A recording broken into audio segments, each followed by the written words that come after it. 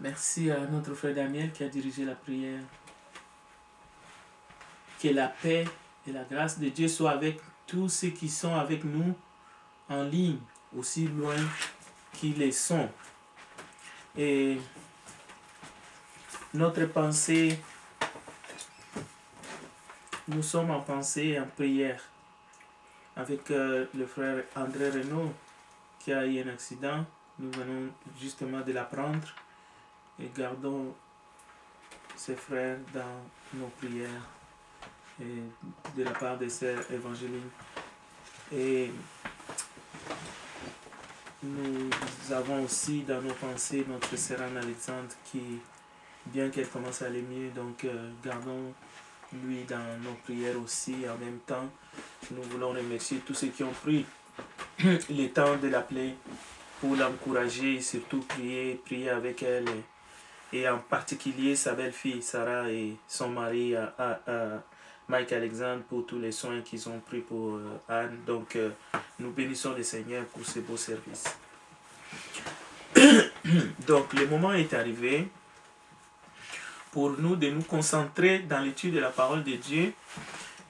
Un passage qui met à l'esprit ce soir, c'est Hébreux chapitre 5, où il est question des choses difficiles que nous avons à expliquer. Hébreux chapitre 5, à partir du verset 12. Et aussi la liberté chrétienne. Il y a des gens qui ont voulu, nous allons voir dans Galates chapitre 2, verset 4, épier la liberté des frères et sœurs dans l'Église des Galates, mais aussi en général, parce que ça arrive aussi aujourd'hui.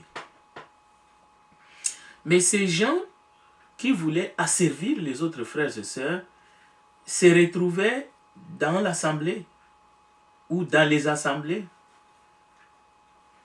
localement, à des endroits bien précis. Nous avons des noms dans la parole, dans la Bible, dans les lettres, dans les épîtres de Paul, de Pierre. Alors, dans Galates chapitre 2, verset 4, il est question, et c'est là à cause des faux frères qui s'étaient furtivement introduits et glissés parmi nous pour épier, c'est-à-dire voler la liberté que nous avons en Jésus-Christ, avec l'intention de nous asservir. Alors, l'apôtre, en écrivant, va appeler ces gens des faux frères.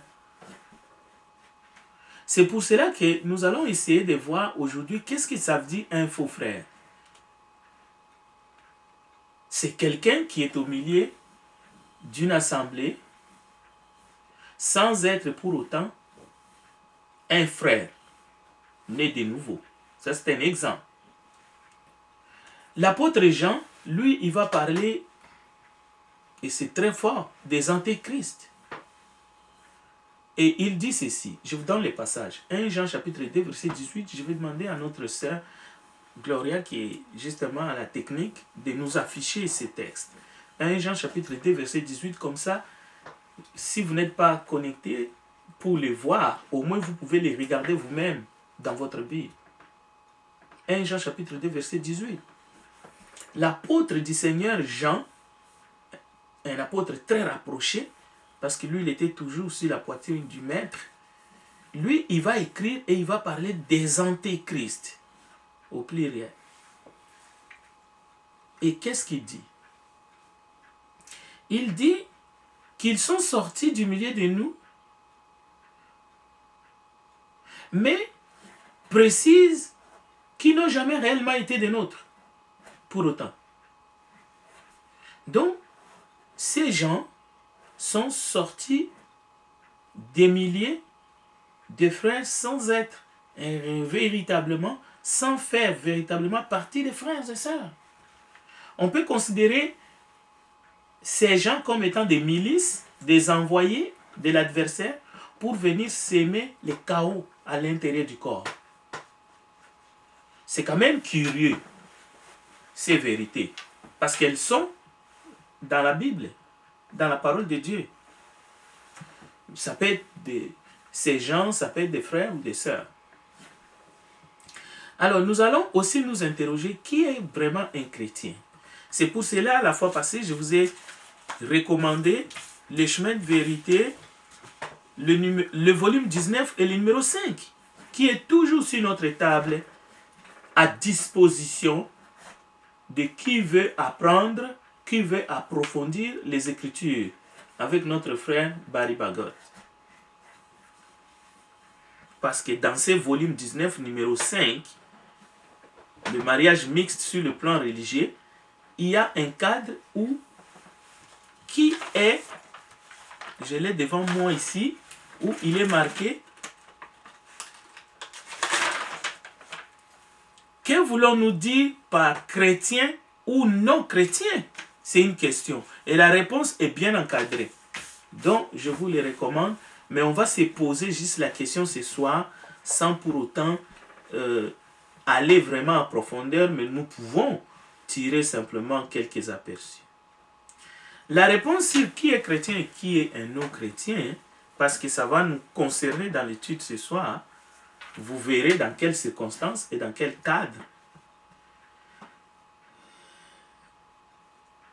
On ne peut pas répondre à cette question comme bon nous semble ou de manière vague. Il faut juste être versé dans les Écritures. Donc, c'est aussi une personne qui fréquente les assemblées, les communautés chrétiennes, comme on dit. Comme Jésus a dit, ce sont des gens qui disent Seigneur, Seigneur, mais qui ne font jamais la volonté du Père. Et Jésus va plus loin dans Luc chapitre 6, verset 46, parce qu'il dit, ces gens-là, le Seigneur Jésus ne les reconnaîtra pas au dernier jour. Mais, qui est chrétien et qui est non chrétien, c'est aussi les gens sincères dans le monde. Les gens très sincères.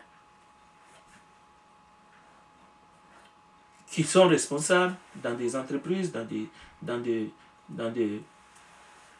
des institutions étatiques, mais aussi même dans les qui dirigent des sports populaires, ainsi de suite.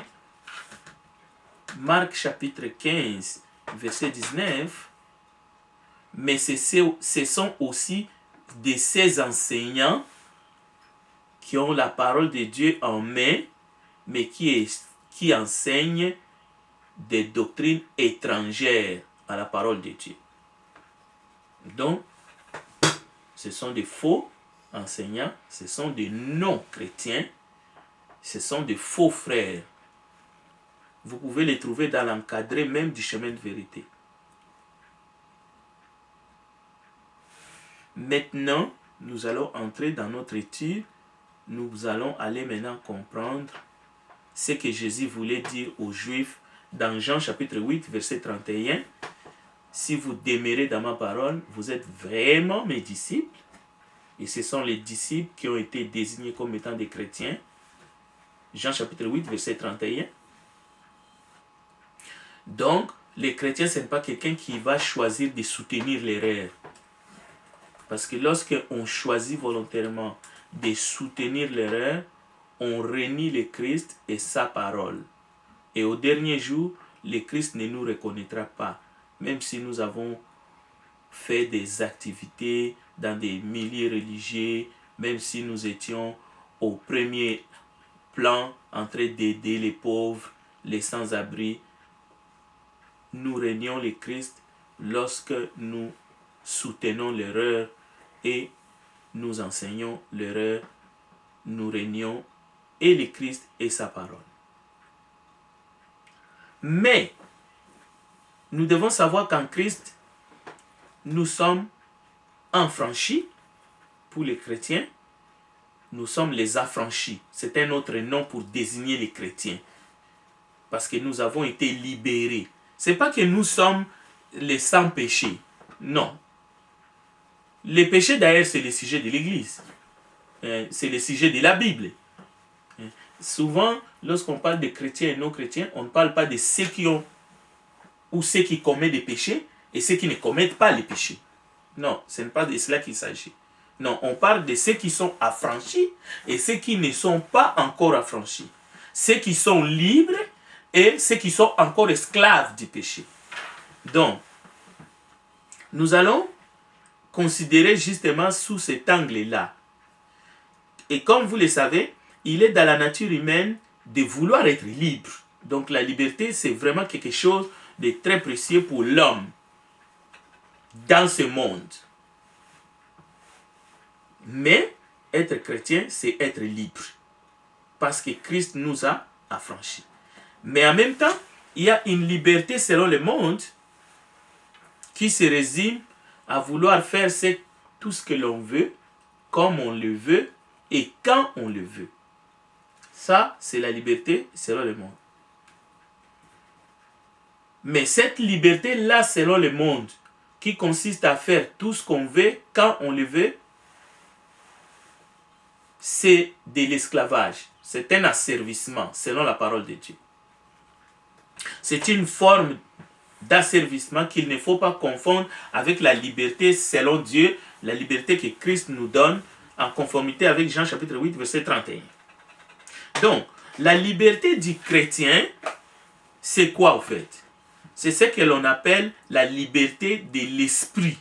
La liberté de l'esprit signifie la liberté que nous permettons à l'esprit de s'exprimer sur nous, à travers nous et en nous. Voilà la liberté que Christ nous donne une fois qu'il nous a franchis du péché. Donc, la liberté selon Dieu, c'est celle qui permet au Saint-Esprit de nous utiliser, de s'exprimer, de montrer les critères, les directives, la marche selon le Seigneur, mais à travers nous. C'est ce que ça veut dire 2 Corinthiens chapitre 3, versets 16 à 17. Écoutez bien. C'est le Saint-Esprit qui a inspiré les Écritures et qui nous définit la liberté selon Dieu, la liberté des enfants de Dieu, qui n'a rien à voir avec l'asservissement, la liberté de faire tout ce qu'on veut, quand on veut et n'importe comment. Alors, 2 Corinthiens chapitre 3, verset 17, j'aimerais que notre sœur qui affiche puisse nous lire justement 2 Corinthiens chapitre 3, verset 16 à 17.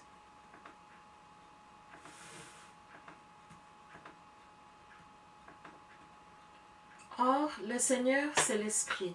Et là où est l'Esprit du Seigneur, là est la liberté. Voilà. Donc, plus le Saint-Esprit habite en nous, plus nous écoutons le Saint-Esprit, plus nous sommes libres. Il y a plus de liberté puisque nous avons laissé la place au Saint-Esprit de s'exprimer. Pas seulement à travers la parole de Dieu que nous écoutons, mais à travers notre être. Donc c'est une vérité dans n'importe quel contexte là où il y a un chrétien. Il y a des libertés, moins il y a des libertés, donc cela démontre qu'il y a l'absence de l'esprit en nous. C'est-à-dire le Saint-Esprit n'habite pas en nous en ce moment-là. Là où il n'y a pas d'esprit, il n'y a pas de liberté. Au fait, c'est de cela qu'il s'agit.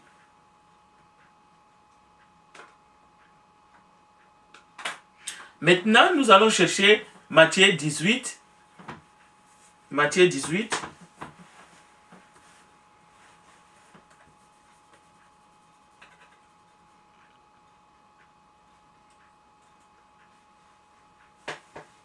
Matthieu 18.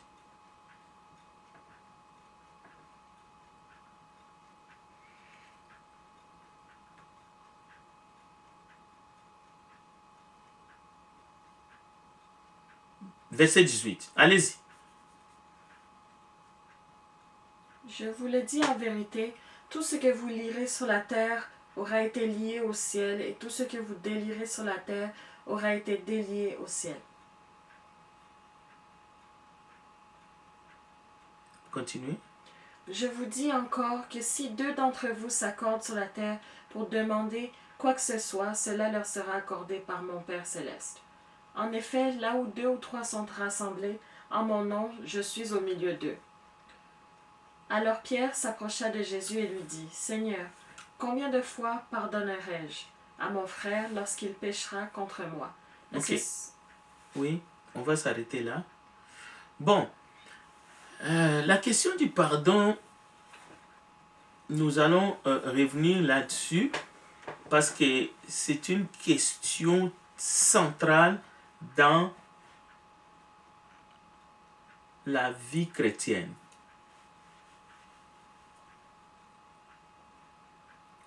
Pourquoi nous disons cela? Parce que, alors que l'Église n'est pas encore établie, Jésus aborde cette question et parle de l'Église dans Matthieu chapitre 18. C'est important. C'est comme il prépare l'Église à la question du pardon. Donc, il n'y a pas un seul texte de la Bible qui autorise, au nom de la liberté que nous avons en Christ en tant que des affranchis, à un humain, à un être humain, qu'il soit chrétien ou non, de prononcer une condamnation éternelle contre son prochain. Ses prochains qui soient vivants ou morts.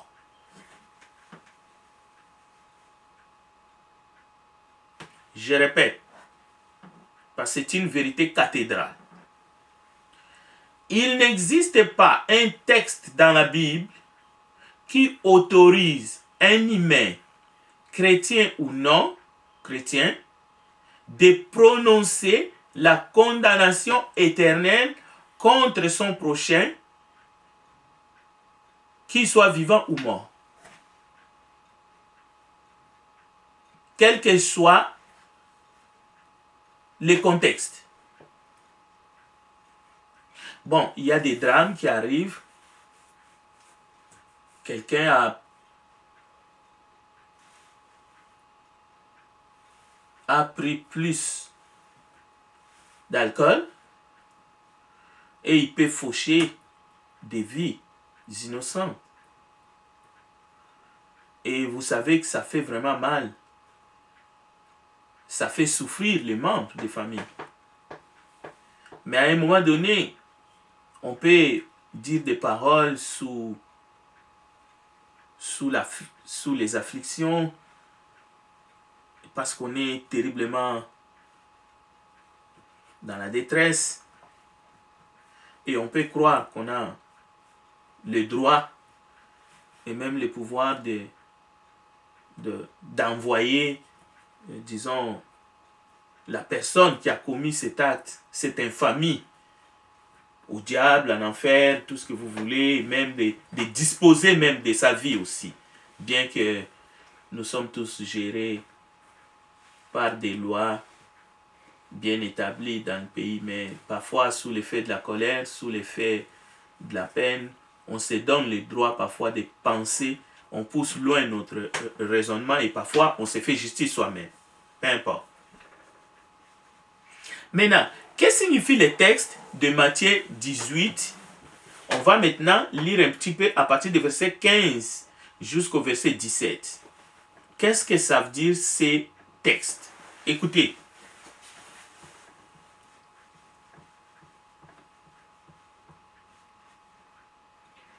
Si ton frère a péché contre toi, va et reprends-le seul à seul. S'il t'écoute, tu as gagné ton frère. Mais s'il ne t'écoute pas, prends avec toi 1 ou 2 personnes, afin que toute l'affaire se règle sur la déclaration de 2 ou de 3 témoins. Continuez.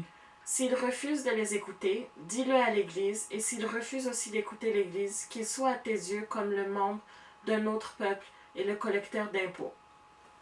Merci.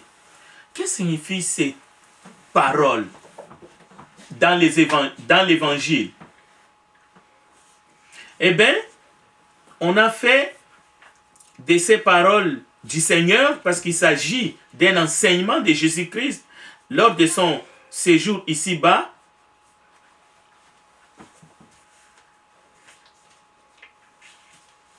Un jugement drastique qu'on appelle l'excommunication. Mais nous allons voir que dans l'Église, nous n'avons pas des exemples de ces pratiques qu'on trouve aujourd'hui dans le monde qu'on appelle excommunication. Parce que, en ce qui concerne le repas du Seigneur, dans 1 Corinthiens, il est dit, avant de prendre, avant de manger et de boire, chacun doit s'examiner. Et qu'il mange et qu'il boit. Autrement, il y a des conséquences. 1 Corinthiens, chapitre 11, à partir du verset 23, vers la fin. Donc, à partir du moment où il faut que chacun s'examine, ça exclut cette politique de excommunication, c'est-à-dire de priver quelqu'un de la table du Seigneur. Même Judas s'est retiré lui-même les jours que le Seigneur a institué les repas. Il n'a pas été chassé. Donc, l'excommunication, on les trouve dans des groupes religieux, mais c'est une pratique venant du monde, d'un christianisme au fait éhonté, où on a ajouté des pratiques barbares. Mais ce qui ne veut pas dire que dans l'Église, il y a un esprit permissif. Donc, c'est pour tout le monde. Chacun doit s'examiner et manger. Autrement, on mange et on boit un jugement contre soi-même. Donc, on continue. L'Église, en harmonie avec ces textes, exhorte, avertit, appelle à la repentance, et l'Église agit à travers ses membres, les membres du corps, et finalement, la décision incombe à l'Église de dire ou de ne plus considérer celui qui était un frère ou une sœur, au fait de les considérer comme un publicain ou justement un collecteur d'impôts. Mais c'est toute une démarche qui peut prendre énormément du temps. Parce que le but, c'est d'appeler à la repentance. Il n'y a pas un calendrier, il n'y a pas du feu au lac, il n'y a pas d'agitation. On ne voit pas, il n'y a pas de place de tout cela. Mais il y a plutôt l'amour, il y a l'espérance que le frère, la sœur va écouter la voix de l'esprit, la voix de la raison, l'appel à la repentance, et on va gagner cette âme-là. On ne veut pas la perdre. Alors, pour compléter cette information, on ne va pas s'attarder là-dessus. On va aller rapidement dans un autre texte choc. 1 Corinthiens chapitre 5, s'il vous plaît. 1 Corinthiens chapitre 5. Prenez dans votre Bible. On va aller chercher une signification aussi, une parole qui a été tordue par les zélotes. Les zélotes, ce sont des chrétiens zélés. Zélés, mais dans le mauvais sens avec les Écritures. C'est-à-dire une mauvaise application de la parole sainte. Nous sommes dans 1 Corinthiens, chapitre 5. On va lire à partir du verset... Commençons à partir du verset 5, par exemple.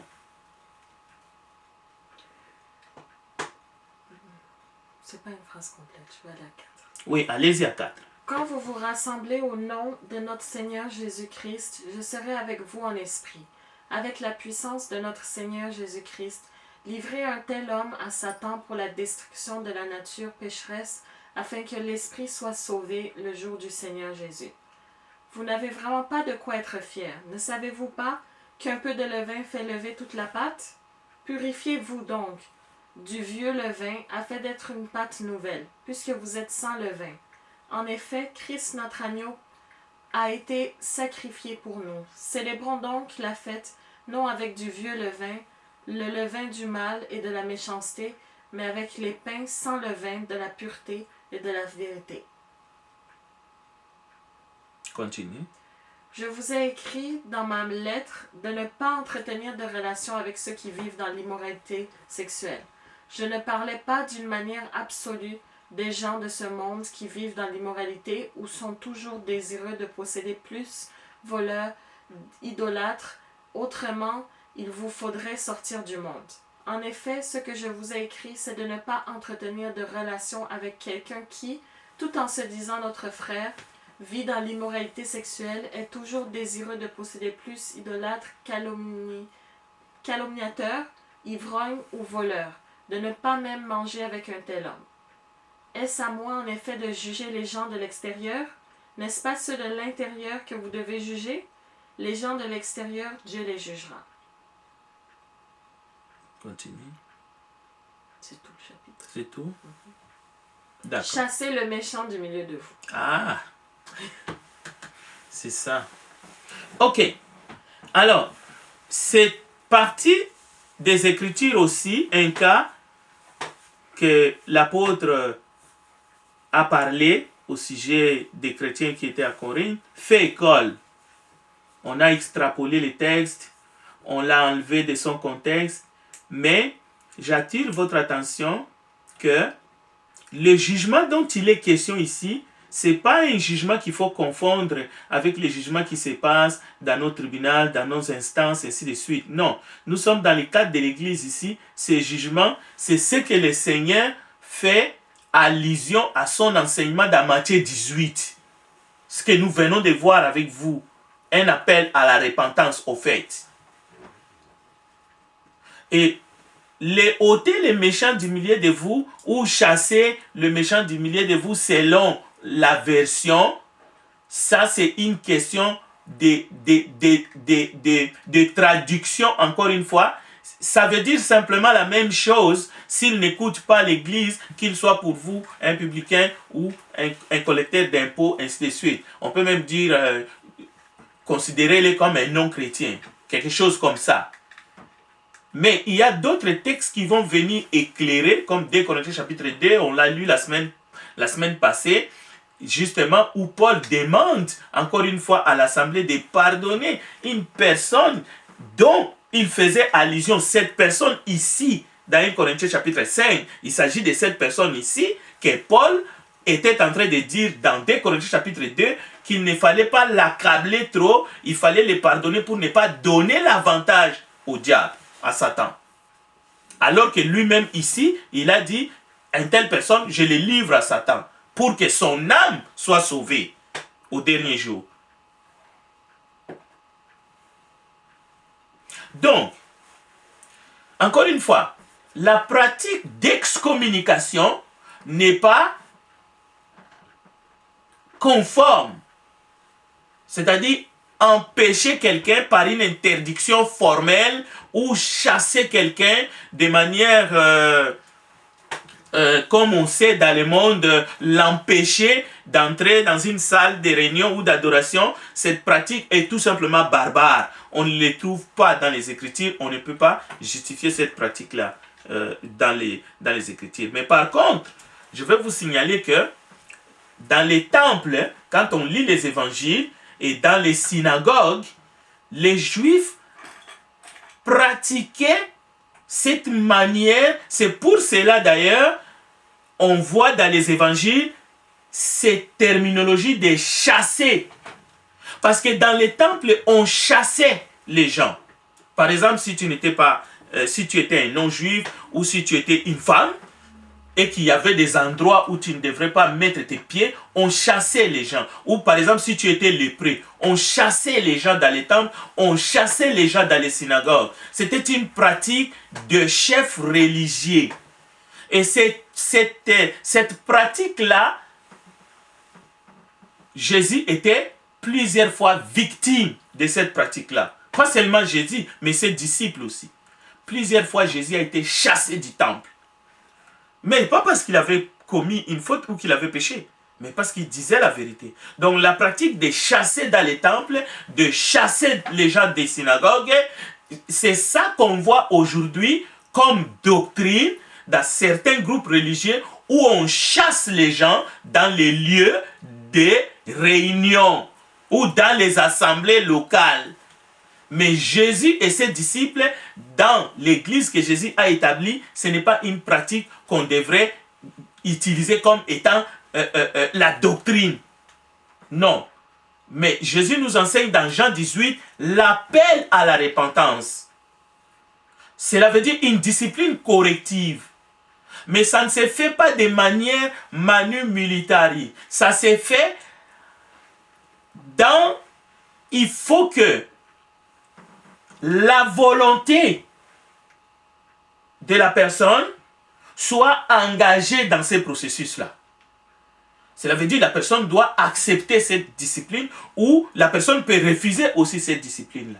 Mais on verra plus loin ce que signifie considérer une personne comme un publicain ou un collecteur d'impôts. Ça ne veut pas dire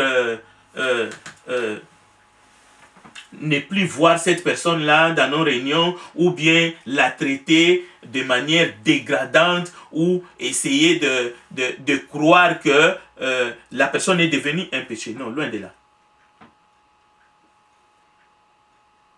Mais je vous donne des textes. Vous pouvez voir dans Jean chapitre 16, verset 2, Jésus est en train d'être chassé dans les temples, où les disciples sont chassés dans les synagogues, ainsi de suite. Donc, c'était une pratique de chef religieux.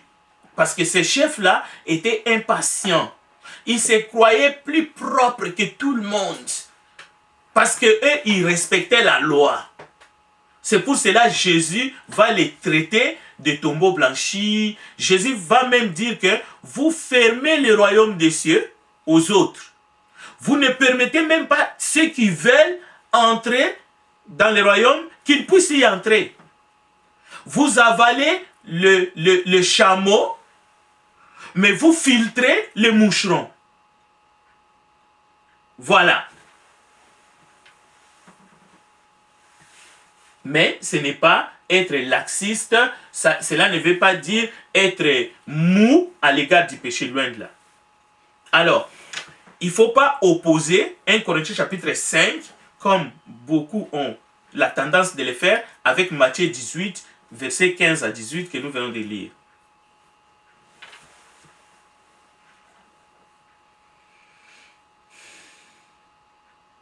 Les Écritures sont inspirées par le Saint-Esprit et en aucun cas les Écritures peuvent se contredire les unes des autres.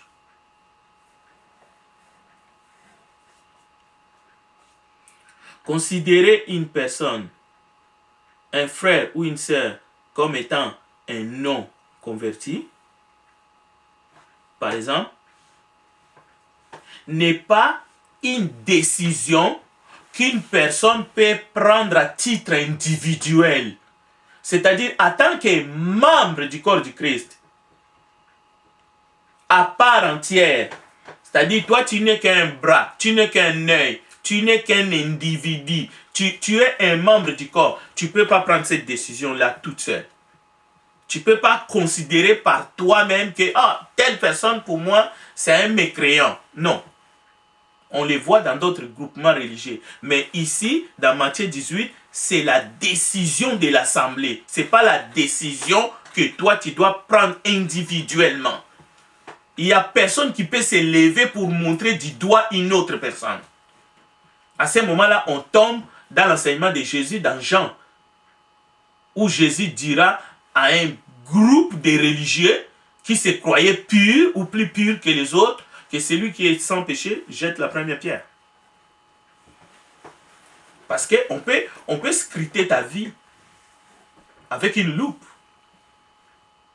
aussi. C'est ce que Jésus ne voulait pas. Mais Jésus donne l'autorisation à l'assemblée, mais d'appeler à la repentance. avec amour, avec bienveillance, dans la prédication. C'est pour cela que nous faisons des appels. Après une étude, après un message, on fait un appel. Et les âmes doivent s'élever volontairement. Ce n'est pas un procès qu'il faut engager contre qui que ce soit. La repentance doit être volontaire. Autrement, elle devient forcée et on tombe dans des pratiques moyenâgeuses. On peut même tomber dans ce qu'on a vu dans les premiers, deuxième, troisième siècles, l'inquisition. Cela veut dire celui qui n'est pas conforme disons, à ce que l'Église décrète comme étant la vérité, ben, il faut tout simplement le lapider, il faut l'assassiner, il mérite la mort. C'est ça que les premiers disciples ont subi. Mais de la main de pécheurs. Ceux qui faisaient ça, c'était des pécheurs. Ce n'était pas l'Église de Jésus-Christ. C'était des usurpateurs qui ont fait ça au nom de l'Église et continuent à dire des choses au nom de l'Église. Sont-ils l'Église, l'épouse du Christ? La réponse est non.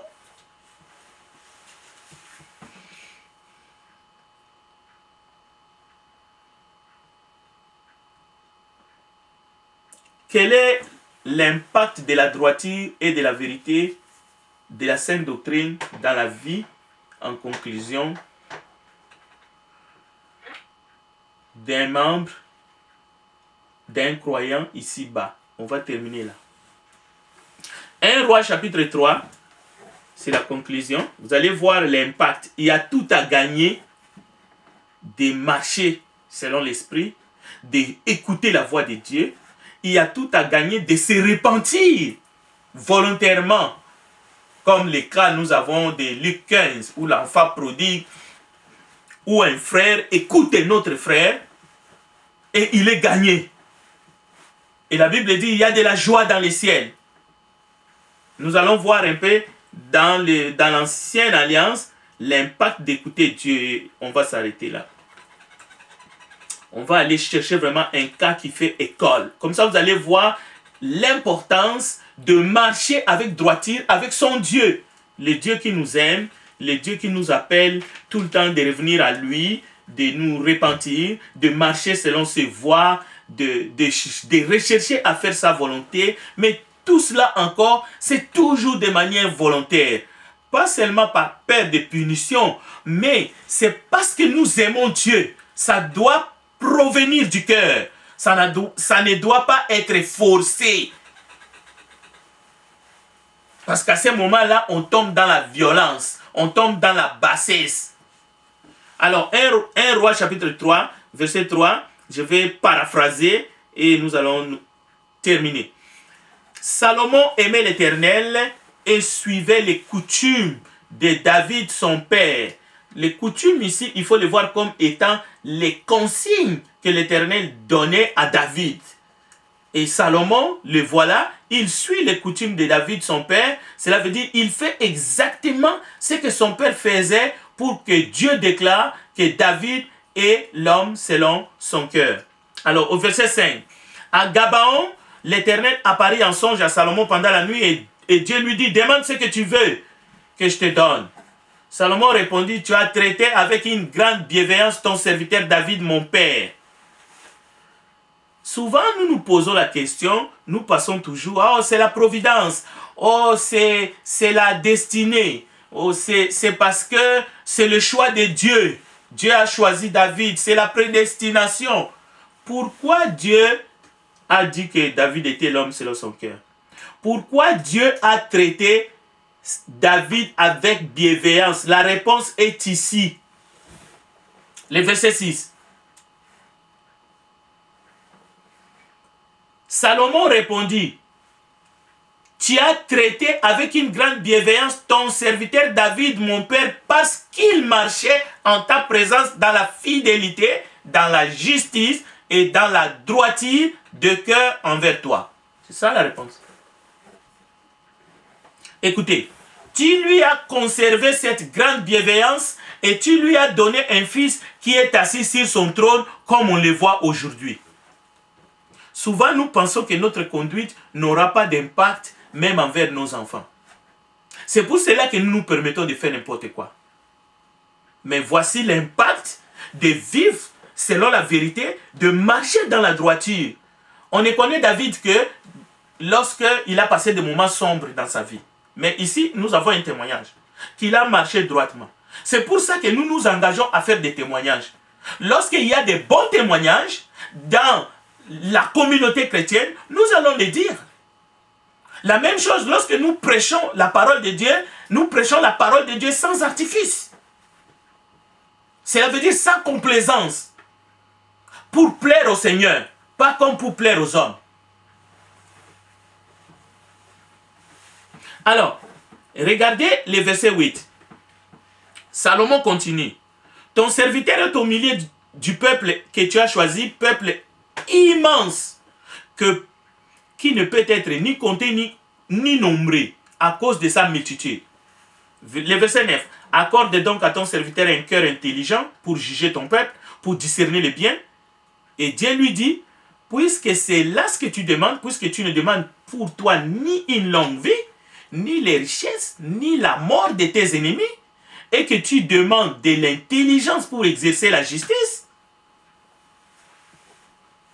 voici, j'agirai selon ta parole. Je te donnerai un cœur sage et intelligent, de telle sorte qu'il n'y aura eu personne avant toi et qu'on ne verra jamais personne de semblable à toi. Je te donnerai en outre ce que tu n'as pas demandé, des richesses et de la gloire, de telle sorte qu'il n'y aura pendant toute ta vie aucun roi qui soit ton pareil. Donc, ne pensez pas que ce n'est pas correct de demander à Dieu une longue vie. Ce n'est pas cela l'enseignement. On peut demander à Dieu une longue vie. On peut demander à Dieu ce qu'on veut demander à Dieu. Mais ce qui est important, c'est que Salomon n'a pas demandé des choses pour lui d'abord. Salomon cherchait le bien du peuple. Il s'est oublié lui-même. Il cherchait. C'est comme aussi nous, en tant que parents, nous devons chercher le bien de nos enfants. Et si nous recherchons le bien de nos enfants, nous devons nous comporter avec droiture. Parce que c'est à cause de ce que David a fait que Dieu va conserver une place au trône. Il va choisir un de ses descendants qui est monté sur le trône, c'est Salomon, un des plus grands rois de tous les temps. Donc c'est important. Oui, nous ne sommes pas chrétiens seulement parce que nous allons au ciel. Il y a des impacts.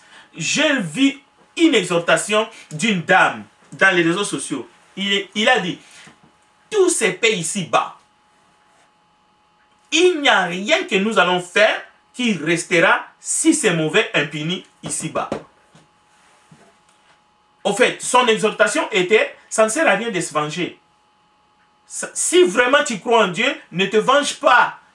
Parce qu'il y a une vérité. Dieu ne laissera pas le mal impuni ici-bas.